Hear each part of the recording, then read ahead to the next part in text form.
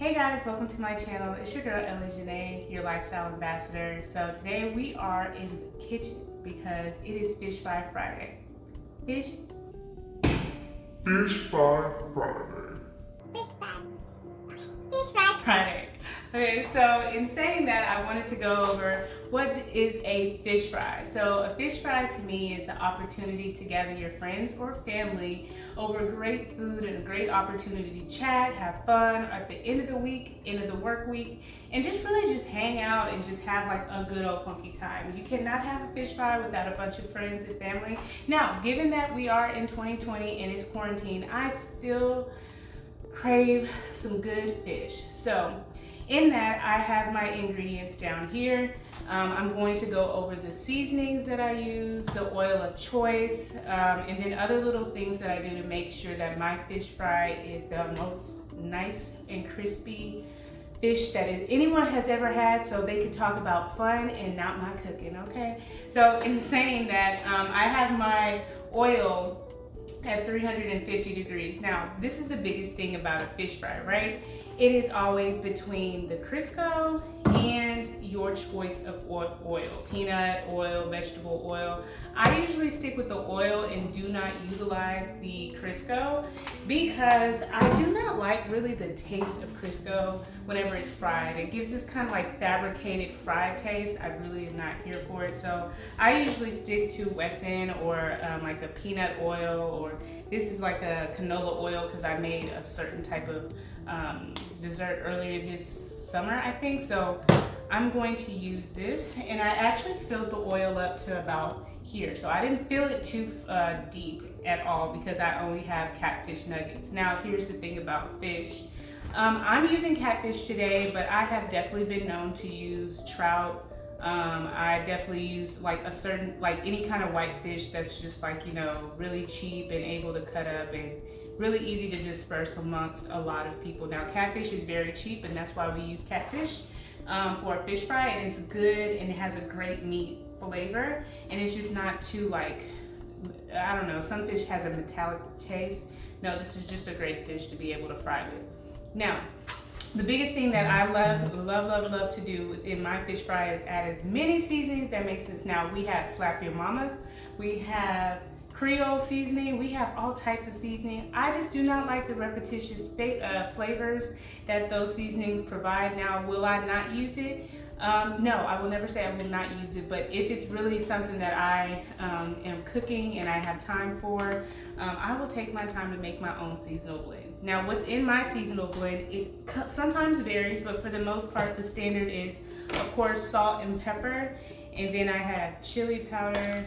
Then I use onion powder, this is onion powder too. I'm about to use the remainder of this one. I use ground mustard and garlic powder. Of course, you can add it many different types of flavorings for the most part, but that is like a great standard way to season your fish. Another must-have is either baking soda or cornstarch. I use cornstarch because whenever you put it in your cornmeal, it makes it so crispy, and it's just like fried chicken. So you just put in about a good, like, I do almost like 1/4 cornstarch and then 3/4 the cornmeal. So no matter what the quantity is, it's not really that much, but it's enough to get in there and have a great, even crispy seasoning.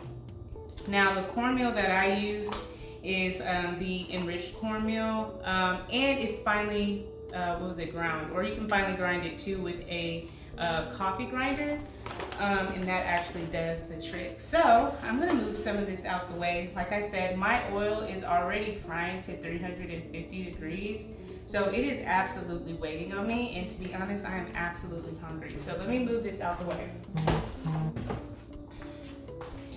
Now, we have our fish here. I already washed my fish. Please wash your fish. You never know what condition it might be in. Even though you're gonna eat it anyway, just try to be on the safe side and wash your fish. Now, I'm gonna use the cornmeal that I have in here. I'm eyeballing what's already in here, and it looks like a 2 cups full. Okay, so as you can see, I have my 2 cups. I am back in focus. I'm going to use my cornstarch. It's very important to start with the cornstarch first. That way you can see a great visual. Let me make sure this focuses. A great visual of how much you actually put in there, because you do not want to overdo it on the cornstarch. And if you do, I don't think it would be bad for the fish, but just for a great balance and a great taste, I usually stay in between a good amount. I use about a good half a cup of cornstarch. I eyeball it, and it doesn't have to be like super on the money. So if you have less, it's okay, and if you have more in there, it'll be fine. So this is how much I basically use, and I pour it right on top. Bam! Make sure I use it all. Now, as far as like how I season, I basically I eyeball it per the taste.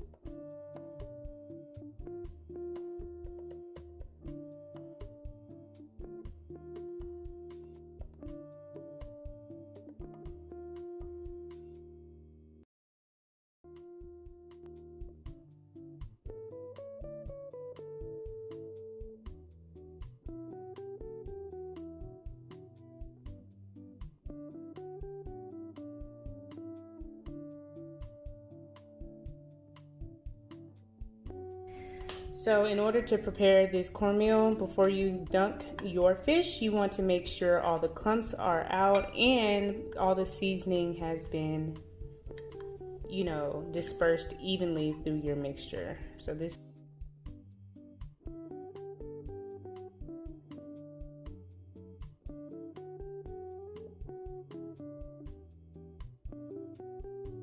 fork will actually come in handy if you do not want to use your hands, but I usually like to use my hands, so I'm just going to put this to the side just in case I need it.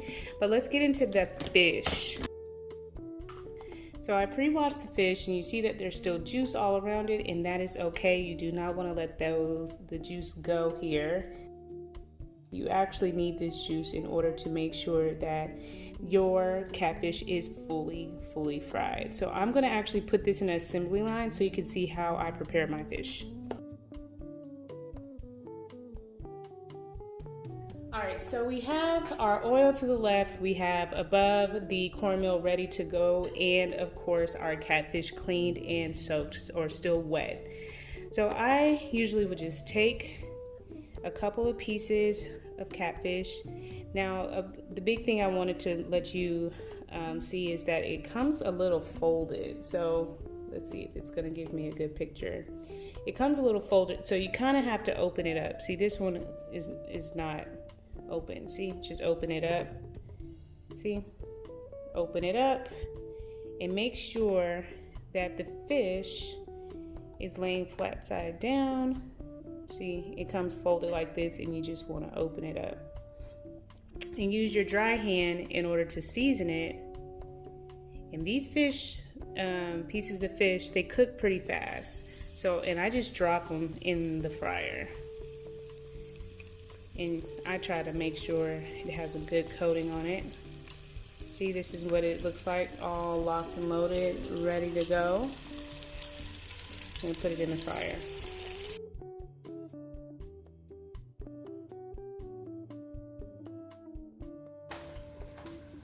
Okay, hey guys, I am back. I came back with a lot more napkins. And I kind of want to show you what I got going on over here. So basically I just got a baking sheet. I lined it with some paper towels for the drippings of the fried catfish. And then of course I got some tongs and a rack. So I'm putting the I'm putting the paper towels down because I do not want to deal with the super huge mess that the drippings could have at the bottom of the baking sheet. And of course, I'm putting the rack over it. So what I'm basically waiting for is for golden brown, and not too dark of a golden brown, but just before golden brown, look of your catfish. You basically can be able to tell if it's ready, right? And if you're not, just a couple of tricks is when I pull it up, it's actually pretty hard to touch. It's probably just right because fish cooks very fast, and you don't want to cook it too long to where it's at where it's like, I've been to a fish fry where they cooked it so long that it was like no fish in the middle. Like I'm just crunching on munch. Like, I don't even know what that was. I mean, it almost tastes like a pork rind, so it wasn't absolutely gross, but it was just unacceptable because I came there for some fish. But as you can see, I am about to knock out all of this 1 pound of catfish, and then I'm going to circle back around towards the end so I can actually show you what it looks like for there to be a beautiful, beautiful catfish fry piece of fish for you. So anyway, saying that, I'll be right back.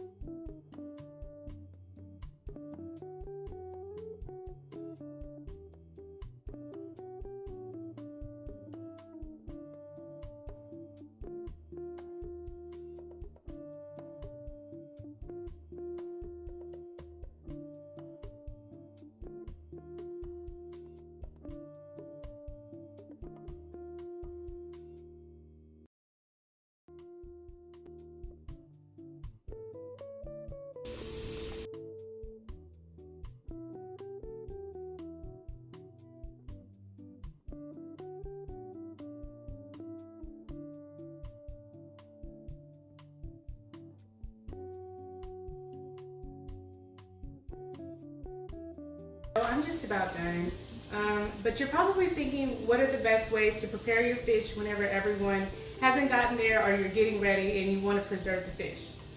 Usually I turn the oven on, probably on 170, very, very low, 165-ish. And I basically just set this rack, I take this rack away and I just keep it on the cookie sheet for about no longer than 30 to 40 minutes. So I would start cooking like when the guests are supposed to be arriving. That way they settle in and they're hungry and you literally have nothing but like maybe 10 minutes of the first, fish fry, first few plates of the fish fry ready. It's already in the oven, some that are already in the oven, and then some people actually get it absolutely super fresh. Now, I showed a couple of B-rolls of like me taking the fish out. The way that you know that it's ready, I'm actually gonna get closer. What I usually typically look for, it has a beautiful snap and it's just fried all the way around. Guys, it is so delicious, it's so easy. Now, what do you pair, let me finish eating. What do you pair with the fish fry? Usually I see whenever, growing up when we have a fish fry at my house without like a bunch of guests, we usually pair it up with some french fries. Now sometimes french fries are not feasible for a big group of people, so I see people really pair it off with potato salad, like basically barbecue condiments. And mustard potato salad is bomb, it's so good. Of course, when you have mac and cheese, mashed potatoes, coleslaw, I see anything can be paired with this. Now, another alternative that I did want to talk about for my pescatarian lovers out there, if you are making a fish fry, the way to make this friendly for pescatarians is just to make sure that you fry this in like some type of vegetable, peanut oil, vegetable oil. Try not to do Crisco or bacon fat or any other type of fat, because now that renders out a whole pescatarian dish whenever they're trying to eat clean and still want to taste that beautiful seasoning that you put into your fish as well. And yeah, that's really what concludes this whole episode of what is a fish fry, right? It's your host, Ellie Jńe, lifestyle ambassador. I love, love, love utilizing the resources on our internet to be able to create a lifestyle that is feasible for me. And I want to inspire those that are looking to also just have basic upgrades in their lives to utilize the internet. You do not have to be the first to create a recipe. You do not have to be the first to do anything. Just enjoy what is already made by the pioneers out there within, within our internet world. So in saying that, I'm signing off. Again, I'm Ellie Jńe. Follow me on Instagram, subscribe. I look forward to chatting with you guys soon. Bye.